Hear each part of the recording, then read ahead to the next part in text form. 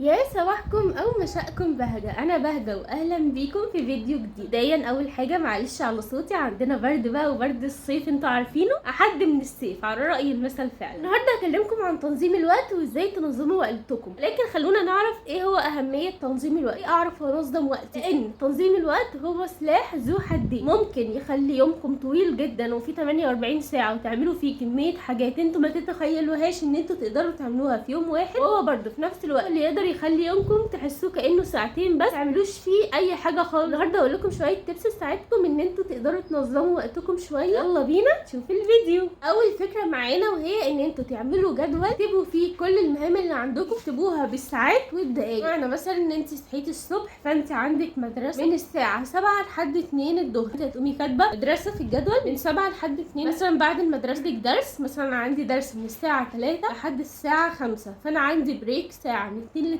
اكتبي مثلا ان انا في الساعه دي هروح اكل، هعمل حاجه، هعمل نشاط، هروح جيم، مثلا اراجع للدرس. اكتبي الساعه دي هتعملي فيها بعد الدرس. مثلا هتروحي البيت من 5 لحد بالليل، مثلا هروح من 5 ل 6 استريح واكل واشوف حاجتي وانظم وقتي وانظم دنيتي الساعه دي. ومن 6 ل 7 مثلا هبدا ان انا اذاكر، هعمل مثلا الهوم ورك بتاع المدرسه. من 7 ل 8 هعمل مثلا الهوم ورك بتاع الدرس. من 9 ل 10 هعمل مثلا نشاط او حاجه ترفيهيه ليا، مثلا ربة منزل، فهتقولي مثلا ان انا هصحى من 10 الصبح لحد 11 الصبح، هقعد مثلا على نفسي واصلي واقرا قران. الحاجات دي كلها من مثلا 11 ل 12 هبدا ان انا امسك مثلا جزء من المطبخ. ابداي اكتبي جدول بكل حاجه عايزه تعمليه بوقت الساعات. وكمان اوعوا تنسوا ان انتوا في وقت الساعات تكتبوا كمان وقت البريك بتاعكم هيبقى كام، نص ساعه، ربع ساعه. المهم تكتبوا كل حاجه بحيث ان انتوا تبقوا لما تمشوا بالساعات هتحسوا ان الدنيا منظمه ومش هتحسوا ان في عجقه كتير وفي هرجله كتير. واهم حاجه وانتوا بتكتبوا الجدول ده، اعملوا وقت للعيله، وقت ليكي ولاخواتك ولمامتك ولباباكي، تقعدوا تتكلموا مع بعض، تقعدوا تحكوا، تشوفوا احتياجات بعض، تسمعوا مشاكل بعض. وقت مثلا لجوزك واولادك تقعدوا مع بعض تتجمعوا. ده بجد هيفرق قوي في يومكم، مش عشان يومنا يبقى مشغول نبعد عن بعض، لا، لازم يبقى في وقت ليكم لنفسكم، وقت للناس اللي انتوا بتحبوهم. الخطوه الثانيه ان انتوا تحددوا الاهداف المهمه من اللي مش مهمه. يعني مثلا انت عندك مذاكره، عندك تمرين بتروحيه، انا عايز تخرجي مع اصحابك، تقعدي على الفيس مثلا، شوفي ايه اهم حاجه مهمه في جدولك. اكتبي كل المهام اللي عندك وشوفي ايه اهم حاجه. مثلا المذاكره عندك امتحان بكره فلازم تذاكري، يبقى دي حطيها والمهمه عايزه تمشي عليها، واديلها وقت اكبر شويه من باقي المهام. نقول انا هذاكر 4 ساعات، طيب ايه الحاجه المهمه اللي بعد المذاكره؟ ان انت تقعدي على الفيسبوك، ولا هل ان انت تخرجي مع صاحبتك، ولا التمرين؟ لا، مثلا التمرين، فخلاص التمرين هيجي بعد المذاكره على طول وهاخده مثلا ساعتين، اديله وقت برضه زياده شويه. الحاجه المهمه الثالثه تخرجي مع اصحابك ولا ان انت تقعدي على الفيسبوك؟ لا، اخرج مع اصحابي، ده هيبقى المهام رقم 3، ان انا هخرج مع اصحابي، اديله مثلا ساعه خروجه مع اصحابي. اخر مهام اللي هو اقل مهام في الاهميه، وهو ان انا اقعد على الفيسبوك مثلا ربع ساعه. مش في الشكل ده هتكوني عملتي الاربع مهام وهتكوني عملتي الحاجات المهمه خلصت منها في الاول. طيب ممكن اليوم يخلص وما يكفيش الاربع مهام، مش مهم، بالطريقه دي هتكوني عملت حاجه المهمه جامده اللي عندك بسرعه واللي انت لازم تعمليها بسرعه. والحاجه المهمه قوي ان انت لو عملتيها تحسي ان انت ارتحتي شويه، فباقي المهام هتكون مش مهمه قوي ان انت تعمليها النهارده فتاجليها لتاني يوم عادي، مش هيحصل مشكله.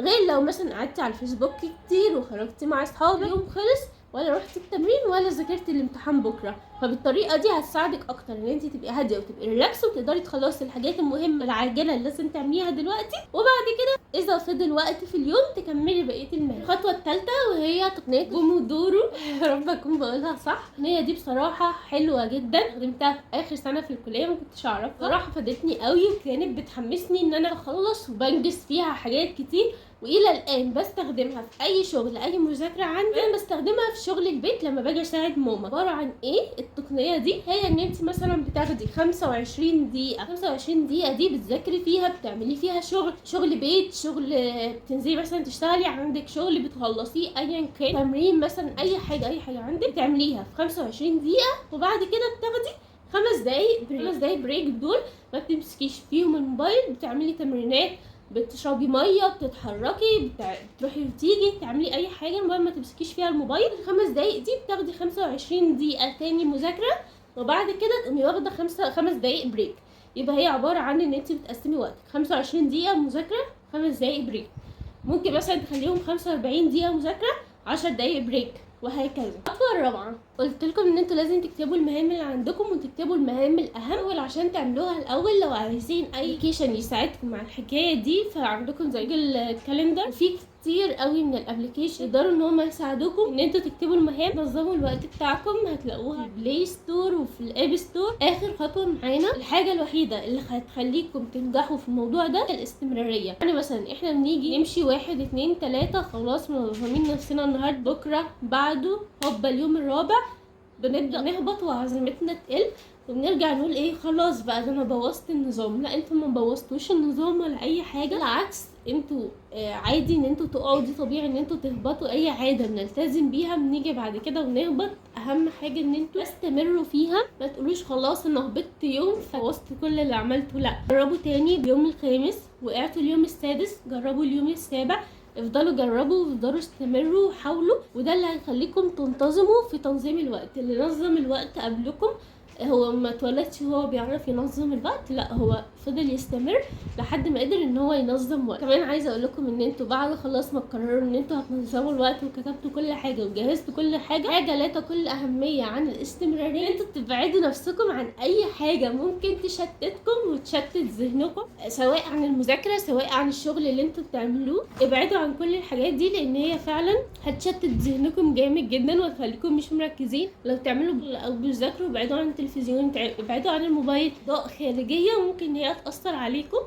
اتمنى الفيديو يكون عجبكم. الفيديو النهارده صغنون، وان شاء الله في فيديوهات جايه واشوفكم ان شاء الله في فيديو جديد. السلام عليكم ورحمه الله وبركاته، مع السلامه.